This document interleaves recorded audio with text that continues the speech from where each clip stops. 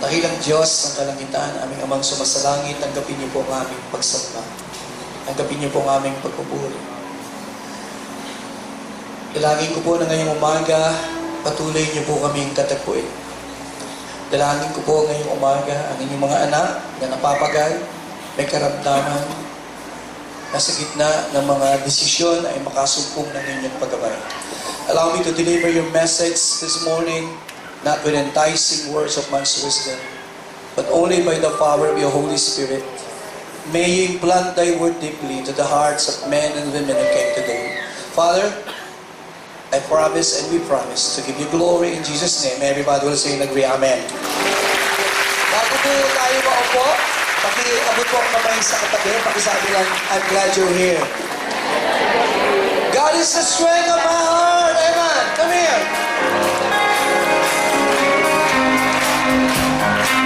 He's our desire.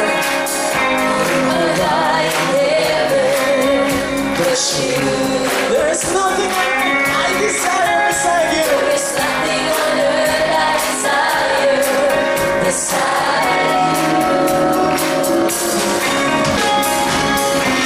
My heart and my strength, many times they fail. This is our faith. But there is one truth. That always will rise. God is the strength of my heart. God is the strength of my heart. God is the strength of my heart and my portion forever. One time. God is the strength of my heart. God is the strength of my heart. God is the strength of my heart and my portion forever.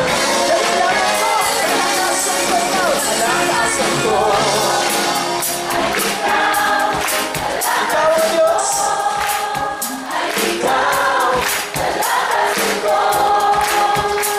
Ikaw ang kagalakan sa minsan pa mo. Kalakasan ko, Kalakasan ko. Ikaw ang nais, Panginoon. Ikaw ang kalakasan. Ikaw ang aming kagalakan. God is the strength of my heart. God is the strength of my heart. God is the strength of my heart and my portion. One last time. God is the strength of my heart. God is the strength of my heart. God is the strength of my heart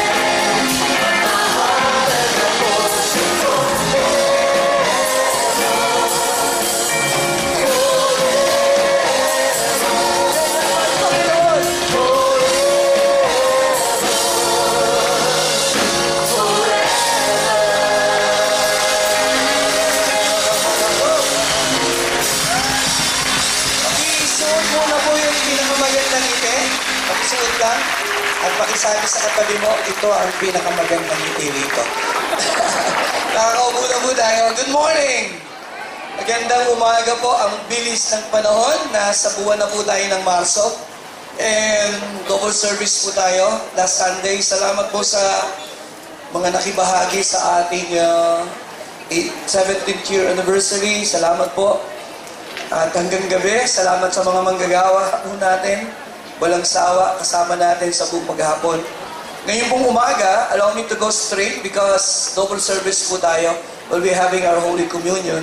So allow me to go straight to the Word of God. Ang aking maiksing mensahe po ngayong umaga ay pinamagatan ko pong Keeping Our Faith Strong. Pagkasabi po, strong. Paano nga po ba nating mapanatiling malakas ang ating mananampalataya? With a simple subtitle entitled po na Major Enemies of Faith. Tatlong piling talata ang pahintulutan yung basahin kung ngayong umaga. Una po ay 2 Timothy 4 verse 7. Ang sabi po ng talata, I have fought a good fight, I have finished my course, I have kept the faith. Pagkasabi po, I have kept the faith. Pangalawang piling talata po, Hebrews 10:23 sa King James Version. Sabi po ng writer ng King James, ng Hebrews, let us hold fast the profession of our faith without, pakisabi po, without wavering. And last verse po, Jude chapter 1 verse 3, King James din po, ang sabi, behold, when I gave all diligence to write unto you of the common salvation, it was needful for me to write unto you and exhort you that ye should earnestly contend for the faith. Pagkasabi po, contend for the faith which was once delivered unto the saints. Ang Diyos pong magpala ng kanyang salita. Ang aking sermon thesis or sermon idea, ibig po sabihin kung saan lang iikot po yung aking topic this morning. This morning po, I would like to emphasize and to talk sa ilang bagay po. Una, keeping our faith strong. And to keep our faith strong, I believe that we need to address, at the same time, we need to identify the enemies of faith. Pag sabi ko, enemies of faith. Tatlong simpleng kaisipan sa mga talata na binasa ko po. I would like to go straight. Una, sa mga talatang binasa ko, makikita po natin tatlong bagay. Una, keeping the faith strong is a fight. Pagkasabi po sa katabi mo, it is a fight. Ang mapanatiling malakas ang ating faith, it is not automatic. It is one thing to have faith. It is one thing to keep your faith strong. Magkaiba po yung dalawa. Ang pinakamadali po yung magkaroon ka ng simple faith sa Diyos. Pero yung mahirap pong gawin, yung mapanatili mong malakas ang iyong faith. Kailangan niyo po ng pakikibaka. At when we talk about Christian faith, ang Christian faith po, hindi po ito, we are not in a picnic. Tumingin po kayo kay Pastor Joey. We are not in a picnic. Pag Kristiyano ka po, you are not in a picnic. Hindi po tayo papasyal-pasyal lang pag may time. Hindi po ganun ang Kristyanismo. Ang pagiging Kristiyano po, pakisabi po sa katabi, it is a battle. Kaya sinasabi ni Apostol Pablo, you fight the good fight of faith.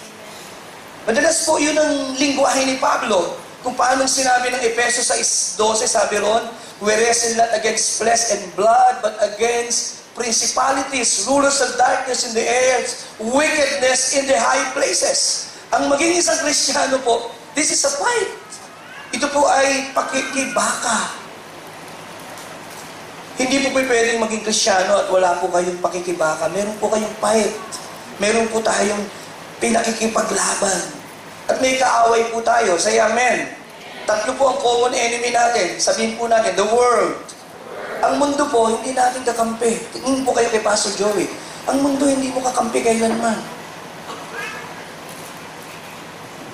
Sabi ng Panginoon, in this world you shall have tribulation. When you talk about enemies of faith, ang mundo po hindi nyo kakampi madalas. Lagi pong kalaban ng inyong faith yan. Kalaban niya ng iyong pananampalataya. Yan ang lagi mong kalaban. Kalaban din natin yung ating flesh. Pag sabi po, flesh. Yung minsan yung flesh natin, nagiging kalaban ng faith natin yan. Minsan gusto natin mag-pray, pero yung flesh natin gustong matulog. Kagaya po ngayon, parang gusto nyo nang matulog. Huwag naman, maaga pa. Minsan, flesh. Pakisabi po, Satan. Yung tatlong yan, lalo na po si Satanas, gagawin po lahat ni Satanas upang hindi nyo matapos ang inyong takbuhin. The devil will do everything for you to lose courage. Lahat gagawin ni Satanas. Huwag lang po nyong matapos ang inyong takbuhin. So, when you talk about keeping the faith, it's a fight. So, natural lang minsan makaramdam ka ng may struggle ka. Pag nag-pray ka, pag sumasamba ka, naramdaman nyo na ho ba minsan hindi talaga madaling mag-pray? Say amen? May kwento ko lang po si Charles Stanley. Many years ago, kinikwento niya sa isang book niya. Sabi niya, I do have an experience that 3 months, tuwing luluhod ako, in the morning, nagsimula ako mag-pray, I ended up na natutulog. And I thought, natural lang yun. And then, one day, I realized na inaatake ni Satanas yung prayer life ko. So, nirebuke niya yung spirit of prayerlessness and the spirit of slumber. Noon lang niya na-realize na nasa gitna siya ng isang matinding battle. Sometimes, hindi po niya na-realize na mayroong battle. There's something in the spiritual realm na humahadlang sa atin. So, keeping the faith strong is a battle. It is a challenge. Pakisabi sa katabi mo, it is a challenge. Kaya sabi ni Pablo, I have fought the good fight. I have kept the faith. I have kept the faith. Gusto ko pong tumingin kay Pastor Joey. Mabilis lang po ito. Pag tinanong po ninyo ako, Pastor Joey, anong unang target ni Satan sa isang Kristyano? Ito po ang sagot. Luke 22:32. Dinaanan po ng mga great man ito, isa po sa dumaan ng matinding hamon ng kanyang faith, ay si Peter. Sa panahon na siya po ay nagsasabing, I am strong. Sa panahon na sinasabi ni Peter na handa siyang mamatay para kay Jesus, ang kanyang faith po ay dumaan ng matinding challenge. Sabi ng Lord sa kanya, but I have prayed for thee, that thy faith fail not. NIV, Ninay. Sa NIV ang sabi, kasi sinasabi niya na handa siyang mamatay sa Panginoon. Pero sabi ng Lord, sabi niya, Peter, gusto kong malaman mo na sa gabing ito, tatatawa mo ako ng 3 beses. Pero sabi niya, I have prayed for you, Simon, that your faith may not. You see, tingin po kay Pastor Joey, minsan, inaatake ni Satan talaga yung faith natin. Gagawin lahat ni Satan para magduda ka sa Diyos. Pagdudahan mo ang panalangin, ang pagsamba sa Panginoon. The devil will do everything.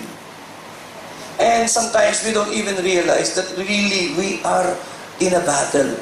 So, gusto ko pong makita natin ito para po maisip natin. Sabi nga ni Charles Spurgeon sa isang aklat niya, the enemy never kicks a dead horse. Sabi niya, hindi pinapansin sa Satanas ang isang patay na kabayo. Ang talagang target ni Satan, yung mga active na Kristiyano. Say amen. Hindi niyo po ba napansin? Please look at me. Pag sinabi mo na gusto mong maging faithful, andyan na sa Satanas, the devil will do everything para hindi ka maging faithful. Pag sinabi mo na every Sunday, every day magpipray na ako, andun na yung battle. Why? The devil never kicks a dead horse. Ang gustong atakihin ni Satanas, yung mga active na Kristiyano. Pakisabi mo sa katabi mo, nakagaya mo.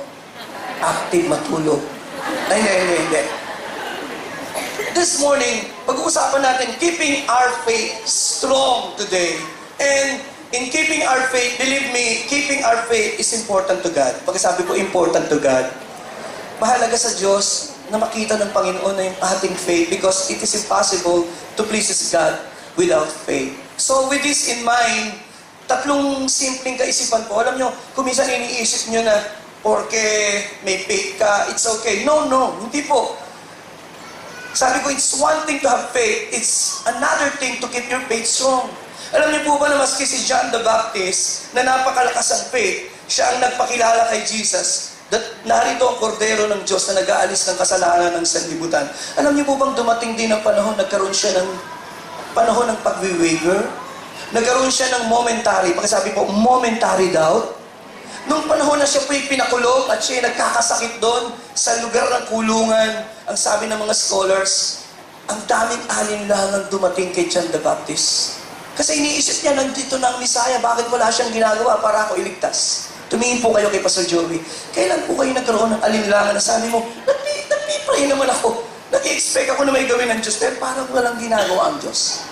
Ang pinakamatinding battle ng inyong faith, alam niyo po kung kailan, pag nag-i-expect ka ng himala, at sa palagay mo may gagawin ng Diyos at wala siyang ginagawa, ang feeling mo, sabi mo, mukhang hindi ata nakikinig ang Lord. Gising ko ba tayo? May kausap po ako? So Luke chapter 7 verse 19, nagpadala siya ng kanyang mga alagad at ang tanong lang, He sent them to the Lord to ask, are you the one who was to come? Tingin po kay Pastor Joey, please. Can you imagine, yung nagpakilala sa Messiah, kay Jesus Christ, ang siyang nagtatanong ngayon, ikaw nga ba ang Messiah na hinihintay? Should we expect someone else? What is my point? Even the man of God, John the Baptist, so spiritual, so strong in the Lord, dumating ang panahon na challenge sa kanyang faith. Pero sabi ng Lord, sa sumunod na mga talata, verse 23, sabi ng Lord doon, mapalad yung mga hindi nag-alinlangan sa akin. Blessed is the man who does not fall away on account of me. So, Ang tanong na sasagutin po natin ngayon, siyempre, may mga ilang reflection questions po ako na i-address sa inyo. What are the ultimate enemy of faith, Pastor Joey? Anong mga enemies of faith? What causes us to wither? To wither in faith? What causes us to draw back? Bakit may mga Kristiyano ang dati ang lakas ng faith, active in the church, but after many years, they're no longer active in the Lord? Kasi meron pong enemies of faith. Magbibigay po ako ng 7, mabilis lang, parang kagat lang po ng lamok na may dengue. Hindi po, wala. Para lang pong simpleng paalala, alam nyo na po ito, but keeping our faith strong. Number 1, ang unang enemy po ng ating faith is the lack of the Word of God. Pagkasabi po, lack of the Word of God. I would like to expound this kasi bakit mo sinasabi, Pastor Joey, na ang kakulangan ng salita ng Diyos ay nagiging kalaban ng pananampalataya? Naniniwala po ako, anything that distract you from spending time with the Word of God, anything that distract you spending time with the Lord, knowing the Word of God, ay nagiging kalaban ng iyong pananampalataya. Alam niyo po, halos araw-araw, hindi man araw-araw, ako po ay laging dumadaan ng NLEX. Sapagkat taga-Hagunoy po ako, taga-Bulacan po ako. At may isang senaryo po dyan na lagi kong nakikita, walang sablay. Lalo na po doon sa easy trip. Sapagkat ang mga sasakyan po, meron pong easy tag yan eh. At madalas, hindi po bumubukas yung harang, sasabihin po doon sa gilid, nakalagay, insufficient amount. Kahit ano pong gawin, pinakamagandang sasakyan man yan, pinakamahal na sasakyan, ayaw pong bumukas. Bakit? Nakalagay, insufficient amount. Alam niyo po, ang ating faith, pag insufficient ang Word of God na inilagay sa ating puso, whether you like it or not, ang ating faith po, it will not work. Gising po ba kayo ngayong umaga? Yes. Lahat po tayo rito, Romans 12 verse 3, nakatanggap po tayo ng measure. Pagkasabi po sa katabi, measure of faith. Bawat isa po sa inyo rito tumanggap ng measure of faith eh. Nakalagay po dyan, for by the grace of God given to me, I say to you, every one of you, do not think of yourself highly than you ought. Nakalagay po dyan, but rather think yourself with sober judgment, in accordance with the measure of faith. Pagkasabi po, of faith. So bawat Kristiyano, bawat mananampalataya, masasabi ko na may measure of faith ka eh. Nung manalig ka sa Panginoon, meron, kaya ka na-save. But ang issue today, ito po ang issue. Please, tumingin po kayo, may lang po natin. Ang issue lang po anong gagawin mo ngayon sa measure ng faith mo? I-increase mo ba? O hindi? Our faith withers, our faith grows according to what you do with your faith. Ang faith po natin matutuyo, sisigla, yayabong, depende kung ano yung ginawa ko. Kapag ang salita po, ang faith po ay pinipig lang natin ang salita ng Diyos. Ang tanging pandilig sa pananampalataya ay salita ng Diyos. Basic po yan. Joshua 1 verse 8, sabi doon, and the book of the law shall not depart from your mouth. You shall meditate on it. Pakisabi sa katabi mo, day and night. Bakit po? Si Joshua po ang mangunguna to conquer the promised land. Alam ng Lord, kailangan ni Joshua ng faith. Alam ng Diyos, kailangan ni Joshua na ma-encourage. Paano siya ma-encourage kung walang salita ng Diyos? So, by meditating on the Word of God, doon po lumalakas ang ating faith. Dalawa po ang magpapalakas ng faith nyo. You feed it with the Word of God, and you practice the Word of God. Lumalakas ang faith kasi tinataniman mo. Kaya nakalagay po, so that you may careful do. Pagkasabi po, do. Hindi po lalakas ang faith nang nag-meditate ka lang, tapos wala kang ginawa sa faith mo. So this teaching is so basic. Pag tinanong ako, anong kalaban ng faith? Low investment, low spiritual investment. Walang mga salita ng Diyos na naitanim sa puso natin. Your faith flourish on the base of the amount of the Word of God.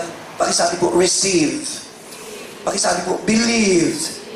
Ang faith po natin nag-grow base sa tinanggap mo, sinampalatayanan, at natanim sa iyong puso. Ganun po kasimple. So, sometimes and many times, kaya po ang unang gagawin ni Satan, pag nakikinig kayo ng salita ng Diyos, ito po ang ginagawa niya. Luke 8 verse 12. Basahin po natin. Paglabas niyo mamaya sa Music Museum, basahin niyo po ito. Basa, 1, 2, 3. And then the devil the devil comes to, ano po ang inaalis niya? You see? Active si Satan. Nakikinig ka pa lang, hahadlang ang kanyang makinig. Pero pag nakinig ka at natanggap mo, ang gagawin ni Satan, lahat gagawin niya para ialis niya sa iyong puso ang salita ng Diyos. Why?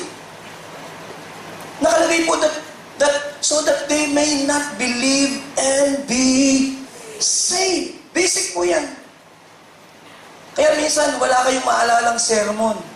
Wala kayong maalalang Word of God. Bakit? Wala. Una, natulog ka sa buong sermon. Anong maalala mo? Pakape-kape ka lang sa buong sermon. Hindi naman ako nagpapakinig. Wala naman, okay lang mo.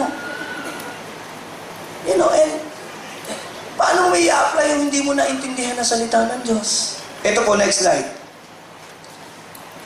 Sabi ni F.F. Bosworth, most Christian feed their body for 3 meals. Tayo, 5 eh. May merienda pa eh. Day. And their spirit, 1 cold snack a week. Yun yung kumain ka na 3 beses, mahina ka pa eh. Nakapakinig ka lang na isang sermon sa buong linggo. At inaasahan ng malakas ka. At hindi ka pa nakapakinig ha. Nakikipagdaldalan ka pa. Wala ako nakikitang ganon. Everybody's active. Listening to the Word of God. At nagtataka ka ngayon, sabi mo, why I am weak? Bakit ang hina-hina ako? Simple as that. Pangalawa po, mabilis lang po. Gising pa ho tayo. Incorrect views of God. Pangalawa pong nakita ko na kalaban ng malakas na pananampalataya. Incorrect, maling pananaw, pagkaunawa sa salita ng Diyos o sa Diyos. Matthew chapter 4 verse 23. Madalas kinokot ni Brother Eddie yung verse. Basahin natin. Jesus went throughout Galilee. Isa-isahin po natin. Teaching and there. Pangalawa, preaching of the kingdom. Pangatlo, 3 po yung bahagi na binanggit na ministry ni Jesus. Number 1, bakit siya humahayo sa Galilee? Number 1, pangalawa, preaching. Pangatlo, healing. Yun po. Hindi inuna yung healing. No. Bago makatanggap ng healing, you need to receive proper teaching. Bago magkaroon ng healing at magkaroon ng faith, you need to hear the preaching of the Word of God para magkaroon ng faith. Because faith cometh by hearing, and hearing by the Word of. If Brother Eddie is your pastor, you cannot miss Romans 10:17. Paulit-ulit, 1,000 beses ko nang narinig ko, quote niya, faith cometh by hearing, and hearing by the Word of God. Ganyan siya. It is impossible to please God without faith. Sasabihin niya yan. Pero alam niyo po ba, bakit kailangan? Gusto kong tingnan natin yung teaching. Bakit kailangan ng teaching, hindi lang preaching sa church? Kasi po, pag may maling view about God, you cannot have strong faith. Isa po sa nakita ko kay Jesus, kinokorek niya yung mali na pagkaunawa ng tao sa relasyon niya sa Diyos. Example, sa panalangin. In Matthew 7:7 to 11, look at me. The text is about prayer. Pagkasabi po, prayer. Hindi ka pwedeng magkaroon ng strong faith sa Diyos sa prayer nang mali ang pagkaunawa mo sa Diyos. Mali ang pagkaunawa mo about prayer. Kaya sa Matthew 6:1 to 5, kinorek niya yung maling pagkaunawa ng tao sa prayer. Sabi ng Lord, huwag kayong maging hypocrite sa pagpipray. Huwag maging pakitang tao. At yung muling kinorek niya, yung view nila about God. Sabi ng Panginoon, Matthew 7, verse 11, if you then, though you are evil, know how to give good gifts to your children. Pakisabi po, how much more will your Father in heaven give? Pakisabi po, give good gifts to your Father. ini-encourage ni Jesus sa mga tao na mag-pray. Paano? Pinakikilala ni Jesus na ang Diyos ay isang Ama na mabuti. Napakahirap pong lumapit sa Diyos kung paniwala mo Diyos ang nagbibigay ng sakit. Marami pong tao mali ang pagkaunawa sa Diyos. They thought God. Ang Diyos ay taker. Ang Diyos ay maramot. Ang Diyos ay Diyos na galit. No! Kasi lumaki sila, ang tatay nila magagalitin. Yun ang unang picture nila ng Diyos. Kaya akala nila magagalitin ang Diyos.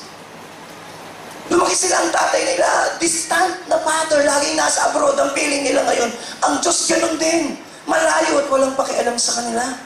So ang unang i-correct sa atin na yung view about God. Imposible magkaroon ka ng strong faith kung hindi mo nakikita na ang Diyos na yan mabuting Diyos. Say amen. Siya'y mabuting Diyos. Hindi siya magkakait ng mabubuting bagay sa iyo. It gives you faith. Wala po akong anak na pagdating sa bahay, ganito sasabihin, Pastor Joey, pwede po bang buksan ko ang refrigerator? Baka pitikin ko yung tenga. Sabi, pastor ka dyan. Wala pong gano'n ng mga anak ko. Tatawagin ka, Daddy. At alam niyo po, mga batang pagdating ng bahay, pupunta sa rep, bubuksan yung rep, kahit ano kakainin nila doon. Alam niyo po sa amin sa probinsya, minsan pati kapitbahay nagpapatago. Hindi mo na itatanong, magpapatago lang ba rito? Kakainin nila yun. Kasi ang feeling nila, lahat ng sakin, sa kanila. Say amen! Yun ang tanaw nila as a father. At ang tatay laging, ang tingin ng mga anak, sa kanilang tatay ay laging malakas. Hindi sila magtatanong, may pera po ba tayo? Sabi, Daddy, bili mo ako nito. Gusto ko nito. They always believe na yung tatay nila ay may kakayanang i-provide ang need nila. Ito pa po. Are you still there? Yes. John 4:22. Kinurek ni Jesus yung view nila about worship. Sabi ng Lord sa Samaritans, you Samaritans worship, pakisabi po, what you do not know. Tingin po kay Pastor, what you do not know. Paano mo sasambihan ng Diyos? Sasambahin ng Diyos na mali ang view mo about God. Kasi po ang mga Samaritans, ang hawak lang nilang aklat, Pentateuch, Genesis, Exodus, Leviticus, Numbers, Deuteronomy. And because of that, they do have limited knowledge of God. Kaya po sabi ng Lord, you don't know what you worship. Kaya sabi ng Lord, worship the Lord in spirit and in truth. Yung truth po is the Word of God. Hindi mo sasambahin ang Diyos ayon sa opinion mo. Sasambahin mo ang Diyos ayon sa revelation ng Word of God. Spirit. Walang totoong pagsamba na hindi kayo inspired ng Holy Spirit. Are you listening? Kaya kanina kinakanta natin parang alon sa dagat, ika'y dumating. Parang alon sa dagat kami. Kasi po ang Holy Spirit dumadating sa iba't ibang symbols. Minsan parang ulan, parang apoy, minsan parang alon. Yung po yung song siya lang makapagdadala talaga sa iyo sa presensya ng Diyos sa totoong pagsamba. If you allow the Holy Spirit. So, kinokorek. Another correction of Jesus Christ. Kinorek ng Lord ang mga ang mga Saduseo, Matthew 22:29. Mali ang kanilang view about resurrection. Hindi sila naniniwalang may pagkabuhay. Again, limited ang knowledge nila about God. Sabi ng Lord, you are in error because you do not know the... Kaya sabi ng Panginoon, tingin po kay Pastor Joey, please. Sinabi niya, ang Diyos ay hindi Diyos ng mga patay. I am the God of the living, the God of Abraham. Because somewhere, nandoon ang Diyos at sila Abraham ay buhay, hindi siya Diyos ng mga patay. Pero bakit mali ang pagkaunawa? Because they don't understand the scriptures. Ano po ang hadlang sa faith? Sapagkat we need the knowledge of the Word of God. We need na mai-correct yung ating kaisipan. Hanggat mali ang view mo about God, magkakaproblema ka po. Baka hindi ka makatanggap ng sagot sa panalangin. Tingnan po ninyo. Ang dami nating kababayan. Ang alam nila ang Diyos pwedeng iprosesyon. Pwedeng ilagay sa kariton. You see? Wrong view of God. Pwedeng punas-punasan. Pwedeng lagyan ng ilaw. Yan ba ang Diyos na kilala mo? Saan ang galing yung maling practice? Wrong view of God. Kaya po yung pagsamba nagiging mali, kasi mali yung pagkaunawa mo sa Diyos na sasambahin. Ang nagpapahina ng faith, because yung wrong view of God. So, kailangan nating makawala doon. Ang tanging solusyon, kilalanin mo ang Diyos ng Bible. Ano ba ang Diyos ng Biblia? Siya Espiritu. Siya'y banal. Hindi siya nahahawakan ng kamay. Hindi siya nilikha ng kamay. So minsan, kaya ang mga tao po ay mahina ang faith. Depende sa views of God. Gising pa ho tayo? Pangatlo, mabilis na lang po. I hope you're still listening. Sa mga nakakatulog, ituloy nyo lang po yan. Hindi ho namin kayo. Hindi ho namin. Huwag nyo kaming intindihin. Basta po kayo pinapanood lang namin. Pangatlo po, pakisabi po, wrong confession. Yes. Anong nagpapahina sa faith? Madalas po, siguro lumaki po ako sa JIL, si Brother Eddie, narinig ko. Sabi niya, death and life are in the power of the tongue. Proverbs 18:21. He's a man of faith, and he's a man of confession. Kasi pag sinabi pong faith, ang faith po na hindi mo sinasabi, faith is measured by our, pakisabi po, by our confession. Tingin po kay Pastor Joey. Pakisabi po, faith is measured by our confession. Madali pong malaman yung taong may faith, pakinggan mo yung sinasabi niya. Pakinggan mo yung lumalabas sa bibig niya. Malalaman mo kung may faith siya o wala. Iba't iba po ang confession sa Bible. Halimbawa, Romans 10:9 and 10. Yan po ay confession of faith o tinatawag po na confession unto salvation. Paano kang naligtas? Di ba ipinahayag mong si Jesus ay Panginoon, nanalig ka ng buong puso? Say amen?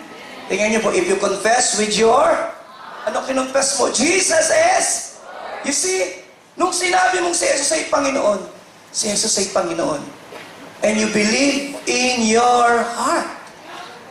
Bakit mo sinabi yun? Yun yung faith mo sa puso mo eh. That God raised Him from the dead. And you will be, you see? Sinabi mo eh. May confession din naman nakakaiba. Yung kinoconfess mo yung kasalanan. 1 John 1:9. Yung sinasabi mo, Lord, nagkasala ako, mali yung nagawa ko. Yun po, mga pangkaraniwang teaching na confession. Pero ang tinuturo po ni Pastor Joey is confession of faith. We believe there is power, there is miracle in your mouth. Yung sinasabi mo sa bibig mo, mahalaga sa Diyos. Mahalaga sa iyo. Nagtataka po ba kayo yung dalawang bulag na lumapit kay Jesus sa Matthew 9:25 to 28? Yung dalawang bulag sumusunod-sunod kay Jesus eh.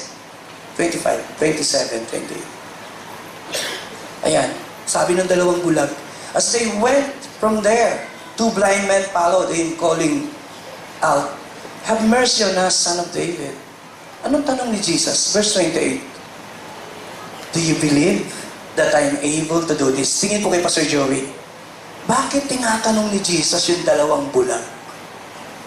Kailan sila pinagaling? Nung sinabi ng dalawang bulag yung salitang, pakisabi po, yes, Lord. Pakilakasan po, 1, 2, 3. Yes, Lord. Tatanungin ko po kayo ngayong umaga, naniniwala po ba kayo na may himala ang Diyos para sa inyo? Say, yes, Lord. That is the point. Nung sinabi nilang, yes, Lord, noon na-release yung kanilang faith, sinasabi na nila eh. Nung una, sumusunod-sunod lang sila. Are you listening? But the moment na sinabi nila, your confession is the container of your miracle. Pag sinabi na ng iyong bibig, yun yung sisidla ng iyong himala. Pero sinasabi mo, Lord, I believe for a miracle. Ako po'y Dito na po ako simula ako magpastor, 21. 55 na po ako this year. Pero mukha lang po akong 54. At sa pagtuturo ni Brother Eddie, pasensya na kayo, hindi ako dapat magpasensya. Narinig ko siya pag nagpipray doon sa healing line. Pagkatapos mag-pray, sasabihin to sa ipinag-pray, sabihin nyo nga po, sa mga latin ni Jesus, ako'y may kagalingan. Lord, I believe, I receive my miracle. Bakit niya po sinasabi? Ang isang pananampalataya na hindi mo pa sinasabi, ay baog at wala pa rin kapangyarihan. Pero pag sinabi mo na yung faith mo, Lord, Lord, I can do all things through Christ Jesus. God is the strength of my heart. Lord, you are my strength. You are my shelter. Lord, you are my refuge. Ikaw ang aking manggagamot. Ikaw ang aking kapayapaan. And I believe the reason so many people are defeated, yung lumalabas sa bibig natin, mali eh. Naalala niyo po ba yung istorya ni David sa 1 Samuel chapter 17? Sa verse 43, dalawa po ang kwento eh. Yung Goliath ang lumabas sa bibig. Pakisabi po, curse. Minsan din nyo napansin. Kanina kung minimeditate ko siya, papunta rito, ang sabi ni Goliath, am I a dog? And you came at me with sticks. At si Goliath po, kinurse niya si David. Ano naman ang ginawa ni David? Verse 47. Iba ang ginawa ni David. Si David po, ikinonfess niya yung faith niya. Gusto ko pong nakataas ang inyong kamay, dalawang kamay, at sabihin po ninyo, 1, 2, 3. All those gathered here will know. Naku, mahina po yung confession of faith. Pakiulit, 1, 2, 3. Not by sword or spear that the Lord saves. Pakita ka 10. Pakiulit po. And He will give all you in our hands. Malakas na palakpak po sa Panginoon. Alam po natin yung nangyari. Yun ang confession of faith ni David. Punong-puno si David ng faith. Yun yung faith niya bago nagsimula yung labanan. Are you listening? Bago pa nagsimula ang labanan, sinasabi niya ni David, sabi niya, pupugutan kita ng ulo. At sabi niya, hihiramin ko pa nga yung espada mo eh. Wala ako eh. At pupugutan kita ng ulo. It is His compassion, it is His faith. His faith is so strong in the Lord. And it makes a difference. It makes a difference. I will call Marlon. Pag tinutugtog po natin yung awit natin is impossible with God, alam niyo ho, hindi naman po yun basta song eh. Yun po eh, pagsabi po, confession. Confession po yun eh. Kino-confess natin eh. Di po pag tumutugtog na Marlon, pakinggan ko nga.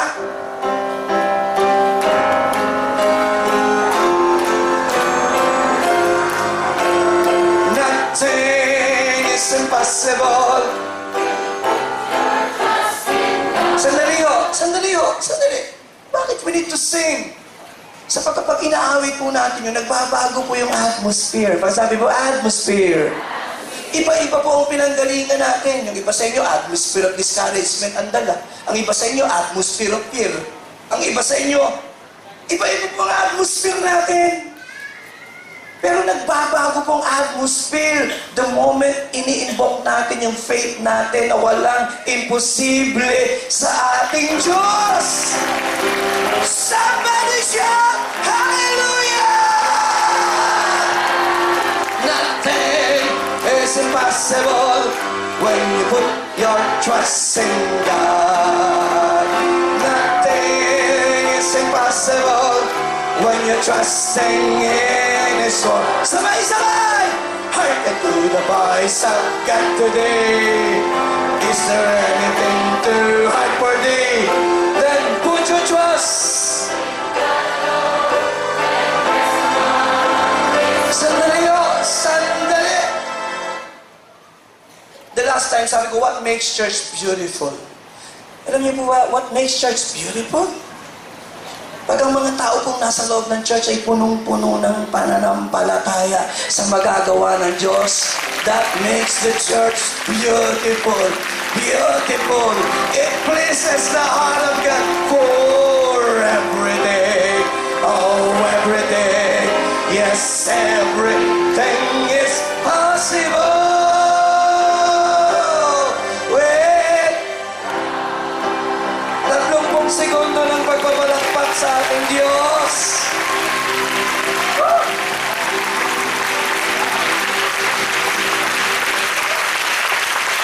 Hindi naman ho ito bago eh. Alam natin yung istorya ng Numbers 13. Nag-confess ng negative yung 10 tiktik. 12 yun eh. Yung 10 tiktik, ang confession nila, confession of unbelief. Tingnan natin. Numbers 13, 31 to 32. Hindi pa nagsisimula ang laban. Sabi nila, nako, we can attack those people, negative. They are stronger than we are. Negative, right? You see, puro negative. We can attack, hindi natin kaya. They are stronger. Tapos sabi ng talata, they spread among the Israelites bad report. Pakisabi po, bad report. Anong resulta nung sinasabi nilang negative? Tingnan niyo po yung latter part. All the people we saw there are of great size. Negative again. Next. What is the conclusion? Next. Tingnan natin yung 33 sa susunod na verse. We saw the Nephilim there. Mga anak, the descendants of Anak come from Nephilim. Ito na ho ang confession. We seem light in our own eyes. Sabi nila, para lang tayong tipakulong. Tingnan mo ngayon katabi mo, tipakulong ba yan? Ganda-ganda niyan eh. Tipakulong. Mababang estimate sa sarili. Kasi, sino ang nag-defeat? Kaya po yun ang nag-defeat sa kanila eh. So, nung pupunta na po sila, ngayon, ito po, medyo pupunta tayo sa susunod na puntos. Nung pupunta na ng Promised Land, ito naman ang ginawa ni Joshua. Kasi alam niyo na yun eh. Yung pasasalita ng negative, delikado.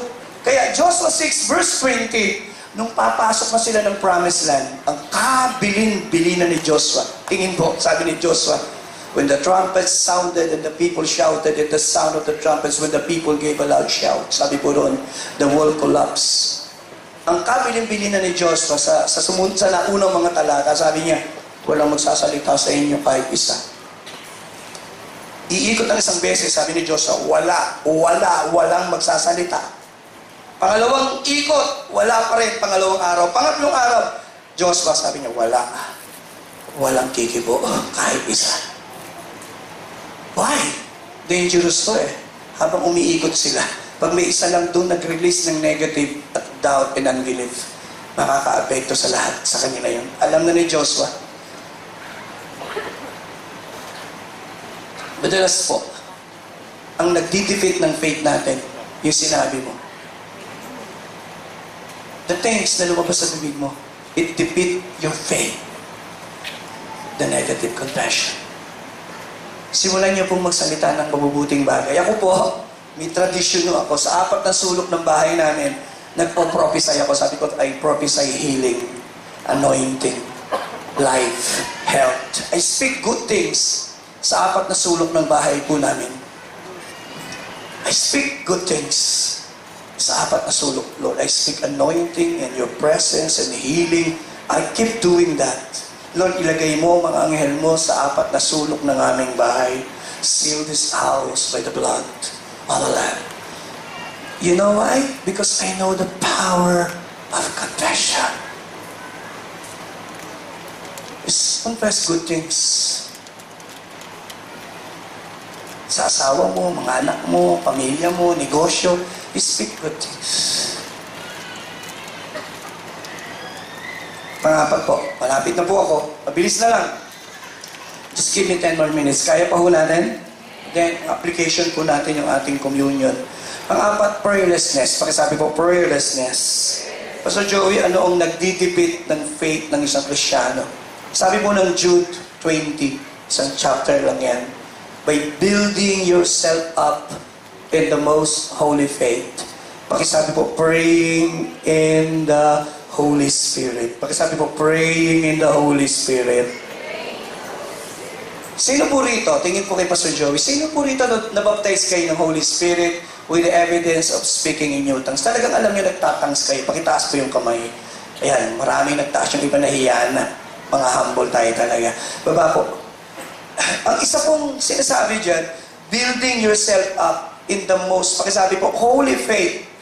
Pastor Joey, paano na-strengthen ang faith? Ang isang way po to strengthen your faith, kung may gift ka po ng speaking in tongues or praying in tongues, ang tanong, pinapractice niyo ba yun? Do you pray ba in tongues? Do you pray ba in the Spirit? Ako po, pag nagtuturo ako sa Besme, ako po, naobserbahan ko ito kay Brother Eddie, estudyante niya po ako. Basta po nag-worship. Pag natabi kayo sa kanya, nag-worship yan, pero mas madalas nag-speak in tongues. He always speak in tongues. Oh, Rasha, Kamararamahan. So, narinig ko yung sabi, 30 minutes na siyang nagtatangs. Kung 30 minutes ang worship, 30 minutes siya nag-tongues. At senior niya minsan, sabi niya, when you pray in the Spirit, you build your spirit. You become more sensitive to the Holy Spirit because you pray more in tongues. Ilan sa atin na-baptize ng Holy Spirit, speaking in tongues, pero hindi mo pinapractice yung praying in the Spirit. Hindi mo nabibuild yung sarili mo. Yung faith mo. Kaya naniniwala po ako, prayer helps build up your faith. And anything that keeps you from praying is your enemy. Matthew 10 verse 1, pakita natin to. I love this. In Matthew 10 verse 1, in-empowered ng Panginoon ng mga disciples. Nagpapalayas ng mga demonyo. Nagpapagaling ng lahat ng klase ng sakit. Pagkalipas ng ilang panahon, Matthew 17, medyo wala na yung power. Nag-diminish na yung kapangyarihan ng Diyos sa kanila. Hindi makasaut yung demons eh. Matthew 17. Gising po ba tayo? Beginning verse 20. Pagdating sa Matthew 17, hindi na nila makast out. Simulan natin sa 19. Kinanong nila, Lord, bakit hindi namin makast out? Please, look at me. Hindi makast out yung demons. Samantalang Matthew 10, punong-puno sila ng kapangyarihan. Say amen. Bakit? Hindi po na-maintain yung faith. Yung strong faith to maintain, we need to pray, we need to fast. Or else, hindi po magiging irresistible yung faith. Siguro, very busy sila, hindi sila nakapag-pray. Nung dumating na yung pagkakataon, nagkakasaw ng demonyo, hindi nila makasaw, nagtataka sila. Sabi nila, dati naman lumalayas yung demonyo. Bakit ayaw ngayon? Why couldn't drive it out? Verse 20. Sabi ng Lord, because you have so little faith. Bakit lumiit yung faith? I tell you the truth. If you have faith as small as the mustard seed and cast it to this mountain, move from here to there, it will move. Nothing. Bakit sabi mo, nothing. Impossible for you. In 21, sabi ng Lord, dinugtungan niya, 21. Sabi ng Lord, this kind does not go out except by prayer and fasting. You see, anong nag-strengthen ng faith? When you pray, when you fast. Yun ang problema minsan eh. Hindi na nag-work yung ating faith. Kaya pag naramdaman ko po na medyo nag-decline yung anointing, naramdaman ko na parang ganito, ganyan. Ang gagawin ko, maglalaan po ako ng oras to pray. Magsiset ako ng 3 days. I spend just worshiping, praying. Why? That is the only way to strengthen my faith. Kasi nadi-drain din po tayo eh. Pag ikaw lagi kang turo ng turo, wala ka namang nare-receive. You need to be empowered. Kalaban ng faith po yung busy lifestyle natin eh. Ang dami natin ginagawa, aminin natin, marami sa atin nagpipray sa sasakyan na lang. Baka ang iba sa opisina na lang eh. Baka yung iba nga hindi na nagpipray eh. Tapos nagtataka, sabi mo, bakit parang ang prayer life ko nawala yung power? Bakit parang for me it's hard to pray? Kalaban po ng faith yan. 5, 6, 7, pabilis na lang. Number, basic po, pakisabi sa katabi mo, unbelief. Yes, alam na po natin yan. Kalaban po ng faith ang unbelief. What is unbelief? Unbelief is the condition of the mind that refuses to believe God. Example, Numbers 14:11. Bakit po walang faith ang mga Israelita to conquer the promised land? Dahil ba walang ginawa ang Diyos na himala? The answer is no. Ang problema, nakakita sila ng himala, maraming miracles, and yet, meron silang unbelief. Sabi ng Lord kay Moses, how long will these people reject me? How long will they not believe me with all the signs which I have performed among them? Galing po kami ng Netherlands, mga last year, kasama ko si Marlon at si Joan. Nabigyan po kami ng pagkakataong mag-minister doon. At may isang member po tayo doon. Kwento ko na sa inyo. Meron po kaming leadership night that is Saturday evening. So, nagpunta po ako sa restroom. Sinundan niya ako. Sabi niya, Pastor, can you pray my child? Cross-eyed po yung bata. Turn eye po. Medyo hindi po ayos yung mata ng bata. Tapos 60% nabulag yung bata. Sabi niya, 60% po siyang hindi nakakakita, Pastor. Pag-pray mo po ngayon. Sabi ko, ate, minsan kahit mas bata, ate ang tawag ko. Sabi ko, ate, nandito ba yung bata? Wala po. Sabi niya, bukas anniversaryo, a-attend ba kayo? Opo, bukas tayo mag-pray. Sabi niya, sige. Sabi ko, huwag na hindi ka lalapit. I will pray for you. Yung faith mo, the Lord will honor. So the following day, nag-anniversary po, and during the anniversary, nakita ko po yung bata, wapong bata. And then, alam po ninyo, parang isang turn eye, ang isang mata na medyo hindi po pantay, medyo. Ayan po wala. Salamat. Ayan po yun. Ayan po yung bata, oh. Turn eye. Kaya po gusto ko may mga ebidensya. Baka akala, nagkikwento lang ako rito eh. Kaya pag may mga miracles tayo, pinakikita natin yung mga kasi hindi naman lahat ng tao naniniwala sa Himalaya. But here in our church, we always believe the God we serve is a miracle-working God. Say Amen! And you know, ayan yung si Tyler. Pagkatapos kong ipag-pray yung bata, kaya nagpa-picture ako para may ebidensya eh. Sabi ko, kumusta yung mata ng anak mo? Sabi niya, Pastor, okay na ho siya, oh. Sabi niya, tuwid na ho yung mata niya, oh. Alam po ninyo sa isang ina, alam niyo sabi niya sa kanyang letter, Pastor Joey, hindi ako nakakita pa ng himala. Hindi ko alam ang ibig sabihin ng himala. Ang alam ko lang himala yung sa Bible.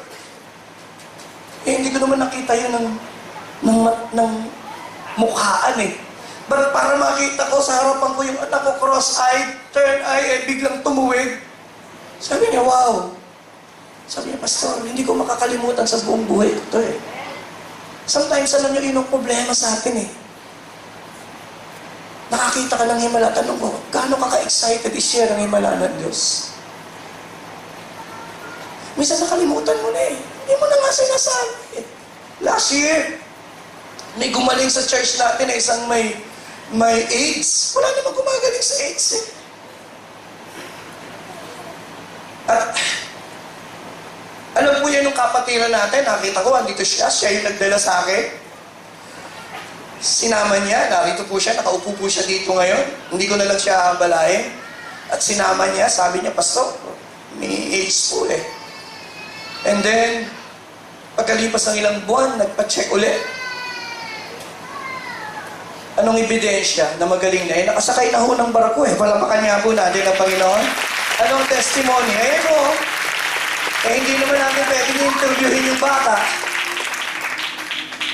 Sabi niya, Pastor, I am healed. Naghulog siya sa prayer request. Answered prayer. Sabi niya, I am healed. The result of HIV is negative. Hindi ko po inaasahan ganyan lang kahina ang palakpak niyo. This is Unused by Miracle.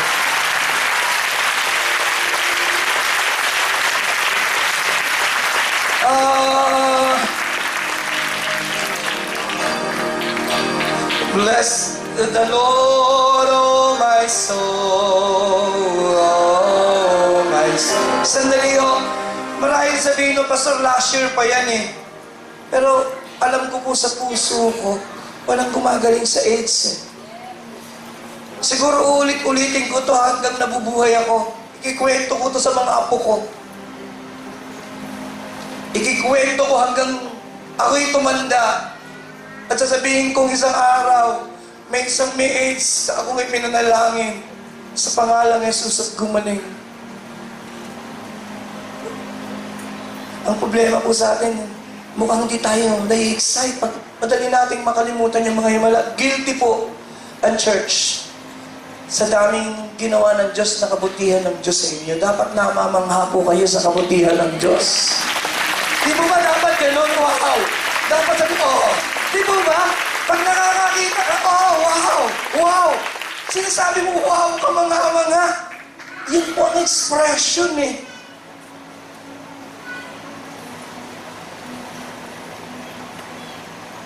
Now, let me move on. Bibilisan mo na lang. Kaya pa ho nyo 5 more minutes bago natin iserve yung communion. Pang-anim, unforgiveness. Lagi kong sinasabi, it hinders faith.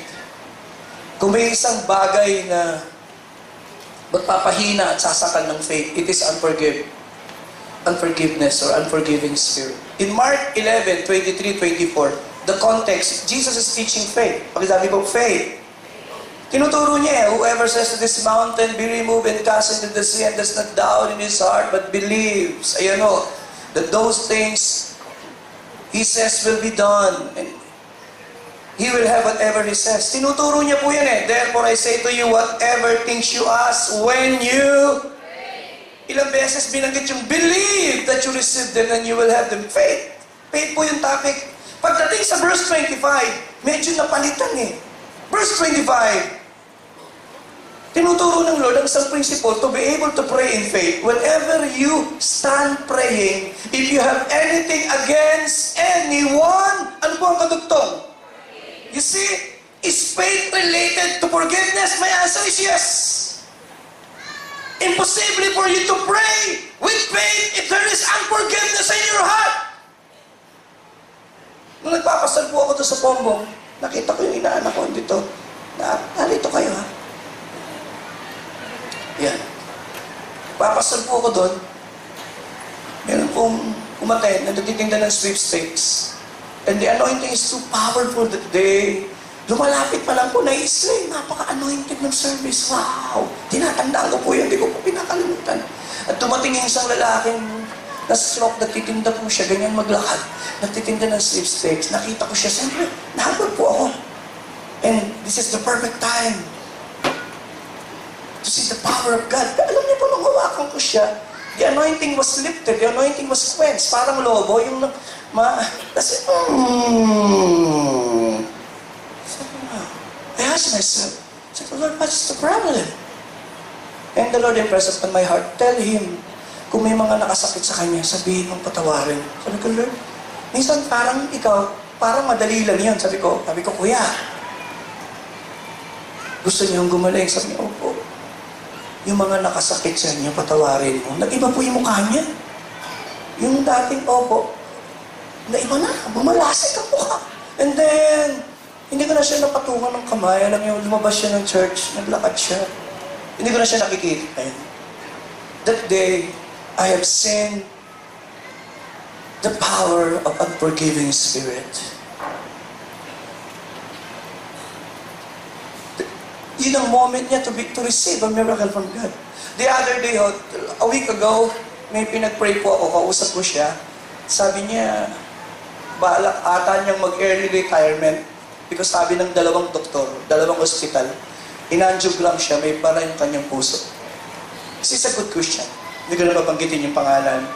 And after the service, sabi ko, mag-pray tayo. Ate, nag-share po ako ng mga miracle. Sabi ko sa kanya, I believe that the God we serve is a miracle working God. Kaya niyang gumawa ng himala. Ang tanong ko lang, do you believe? Sabi niya, Pastor, I believe. So, kasama ko yung misis ko. I asked her to lay her hands doon sa kanyang breast, dito sa malapit sa puso. And nag-pray po kami. After praying, ilang araw ang lumipas, nagpa-check up na siya, nagpag-angiogram siya pangatlo. At sabi niya, Pastor Joey, kamangha-mangha ang Diyos. Sa isang simpleng panalangin, nagulat ang mga doktor, wala namang palang balay yung puso ko. Malakas na palakpak po. Malakas po. Sandali, please, look at me. ito ho ang nagpaiyak sa puso ko. Kasi sabi niya, faith worketh by love. Sabi niya, Pastor, nung ipatong niyong mag-asawa yung kamay niyo, naramdaman ko yung pagmamahal ng Diyos. And I was crying nung binabasa ng asawa ko yung text. Si Brother Eddie po, lumaki kasi ako doon sa Bulacan, nakapila yung mga may sakit, isa-isa niyang pinagpipray, hawak ko yung langis. Sasabihin niya sa akin, tandaan mo, at sa mga pastor, huwag yung makapag-pray lang ha. Huwag yung malihans lang yung may sakit. Ipag-pray niyo ng punong-puno kayo ng habag at pagmamahal. Tinatandaan ko po yun. Minsan niya ako, sinama niya ako dyan sa, ano ba yan? Dito yung global, ano pa nga? Yun niya ako yun. Hindi kasi ako napapasya doon. Sinama ako, sabi niya, may pagpipray tayo. So kasama niyo ako. 3 oras siya nag-share sa 2 tao. Ang sinishare niya, salvation at healing. Ako naman nakaupo lang ako sa gilid.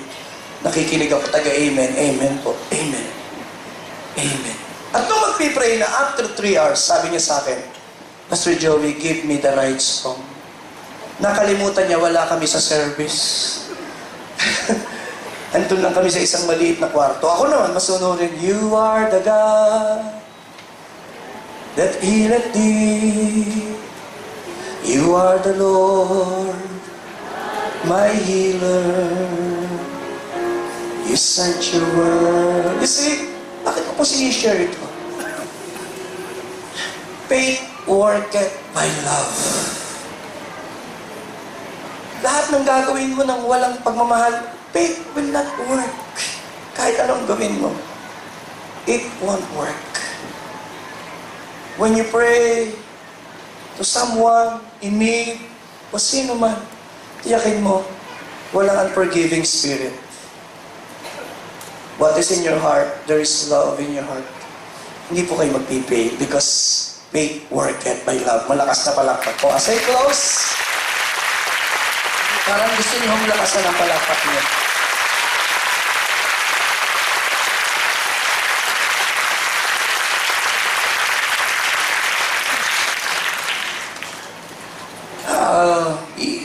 Magko-close po ako, but nililid lang po ako ng Lord mag-pray. Magpipray po tayo sandali. Hingi po kayo ng pahintulot na may ipag-pray niyo sandali yung katabi niyo, sa kaliwa o kanan. And just say a simple prayer with love, with faith. Bring it, Marlon.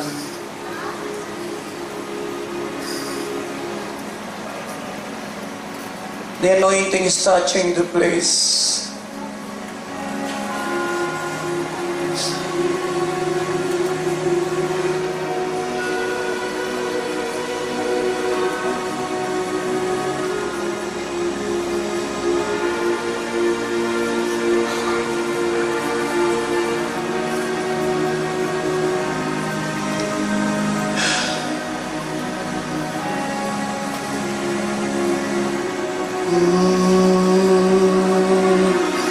You just sing a nice Kung Ibigin Ka. Be close in 2 minutes. Ang nais ko'y ibigin ka. Ang nais ko'y ibigin ka. Doon po nag-uugat yung pagmamahal natin. Ang nais ko'y ibigin ka. Ibigin ka aking Ama. Kayo lamang po, buong puso. Buong puso kitang pupurihan.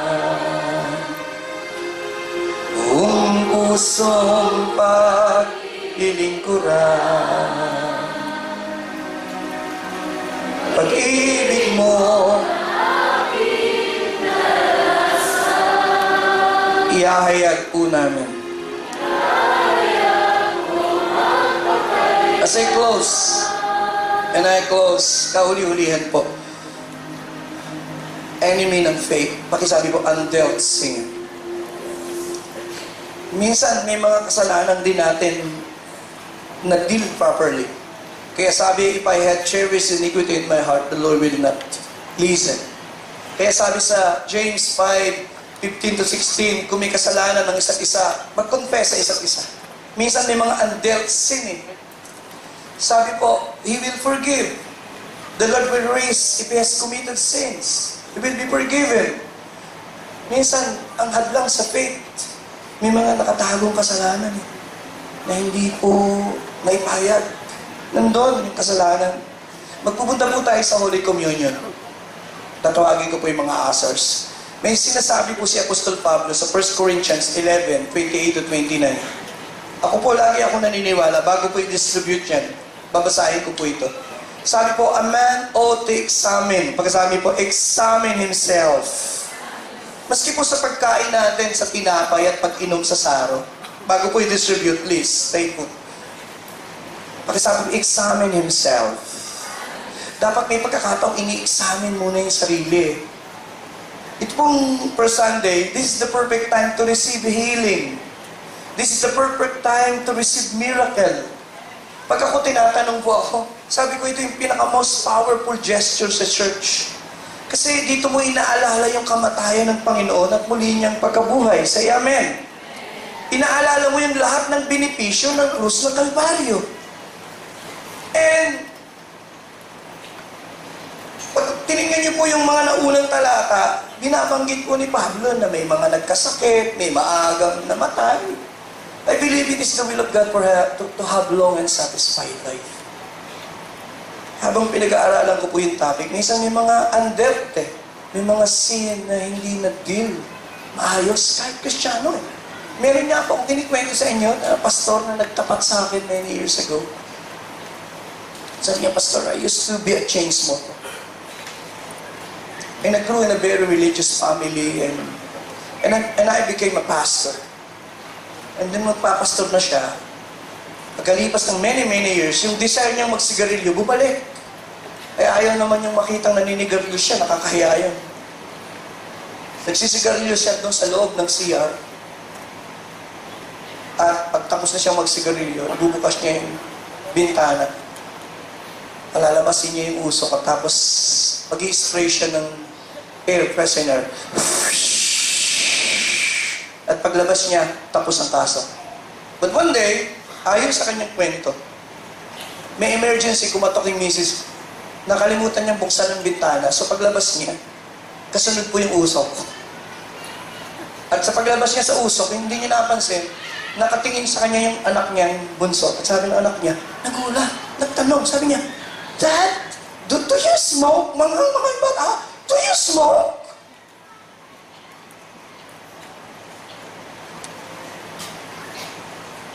Siyempre, si pastor, sagot niya, of course not, I'm a minister.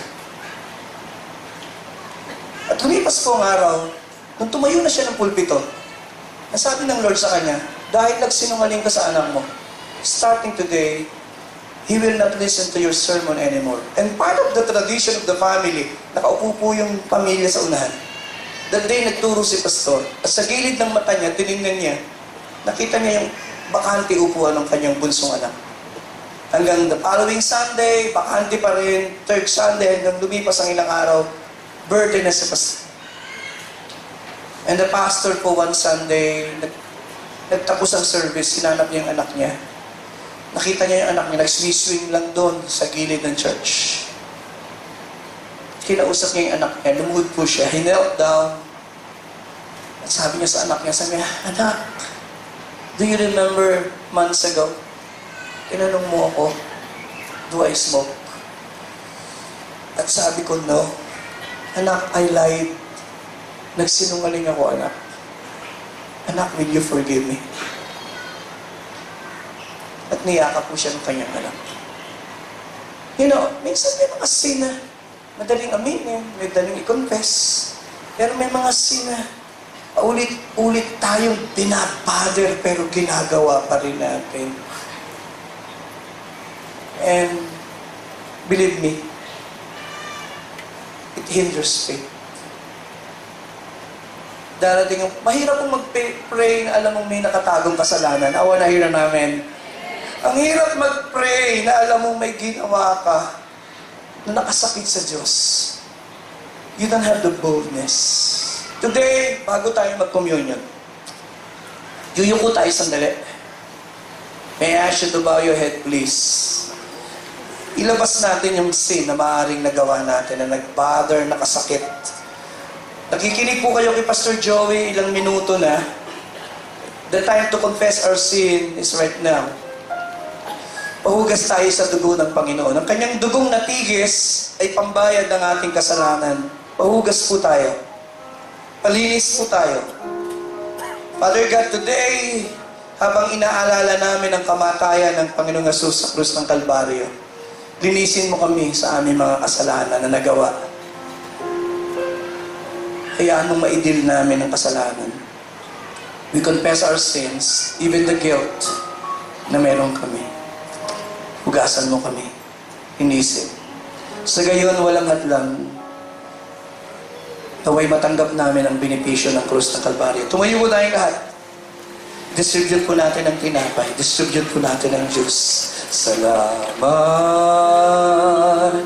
Panginoong Jesus. Salamat ako'y inibig mong lubos.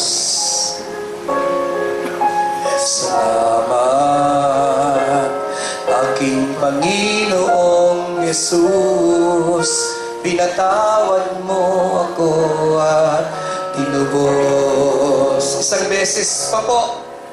Salamat, Panginoong Jesus.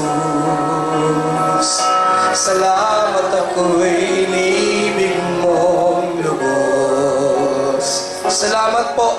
Salamat, aking Panginoong Jesus.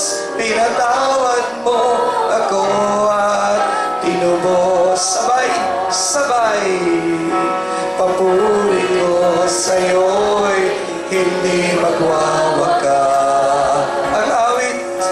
Ang awit na alay ko ay tunay at wagas. At kahit kailan, at magpakailanman, pasasalamat ko'y sa'yo. Isang beses pa nga po. Salamat, salamat, Panginoong Jesus. Salamat, Panginoong Jesus. Salamat ko'y sabay-sabay nga po. Salamat, aking Panginoong Jesus. Tinatawad mo ako at tinawag. Malakas na tinig. Papuri ko sa'yo'y hindi magwawakas. Ang awit na alay ko ay tunay at wagas. At kahit kailan,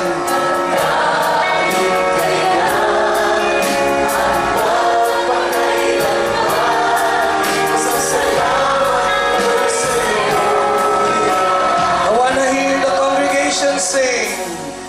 Salamat. Ring and Marlon. Panginoong Jesus. Ring it. Let us attract the anointing.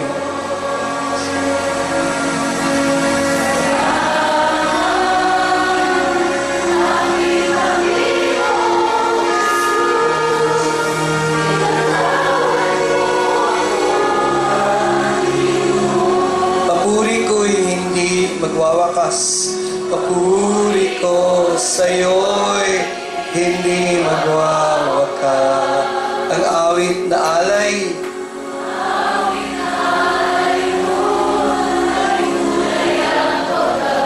at kahit kailan,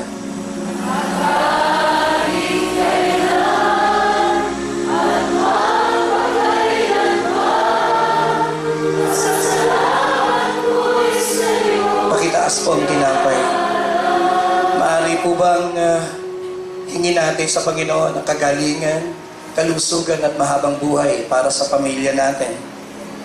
Ask God. Maski po yung mga mahal niyo sa buhay na wala rito, nagpipray po kayo ng healing. Pray for the healing.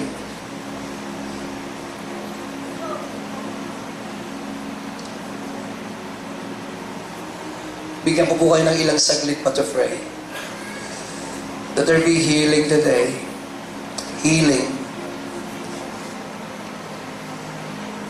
Let there be healing today. Let there be healing. Pakitaas tong tinapay. Allow me to speak healing. Dinidikdara po namin that you are the healing God. Exodus 15:26. Ikaw po ang manggagamot namin. Ikaw po ang aming kalakasan. Panginoong Yesus, salamat sa kagalingan. Mahabang buhay. Kanin po natin ang tinapay.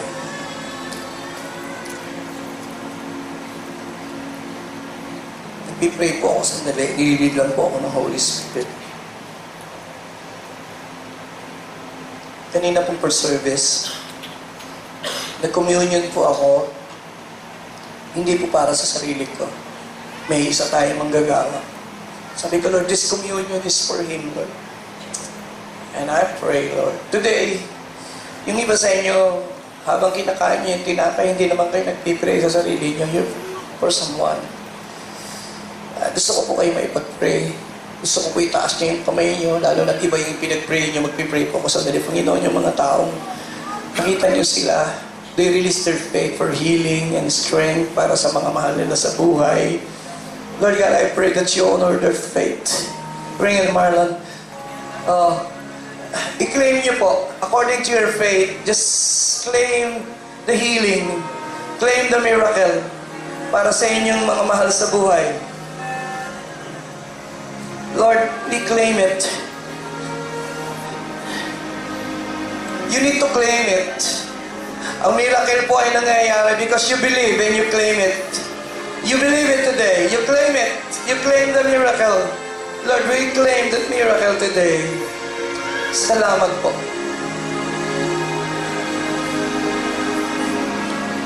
Huwakan po natin ang juice. Takpan niyo po ng iyong mapulang dugo ang inyong mga anak. Ang bawat narito, bawat pamilya, kabuhayan, tahanan sa bayan. At kung dumadating po ang mga panganib, pakipakita natin yung Psalms 46:1. Gusto ko pong i-claim nyo to para sa pamilya nyo. Banggitin nyo po ito ng paulit-ulit yung verse na to. Sabay-sabay natin, uulitin natin ng 3 beses. Sabay-sabay, 1, 2, 3. God is our refuge and strength, an ever-present help in trouble. Isang beses pa po.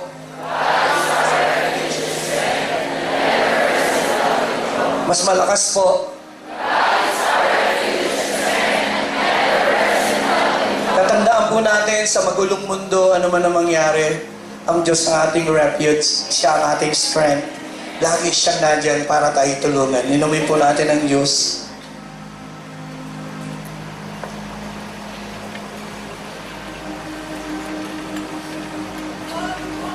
Pakitaas po ang mga kamay. Allow me to bless the congregation today. As I close this sermon, I simply bless the congregation. I-bless mo sila ng mahabang buhay, kalusugan, kagalingan, kalakasan, even the favor of God and man. Allow them to enjoy, Lord, ang isang buhay na pinagpala, isang buhay na mabiyaya dahil sa inyo. Sa pangalan ng Ama, ng Anak, at Espiritu Santo, lahat ay magsabi ng Amen. Magandang umaga po. Receive it by faith. Say Amen. God bless. I love you all. Good afternoon.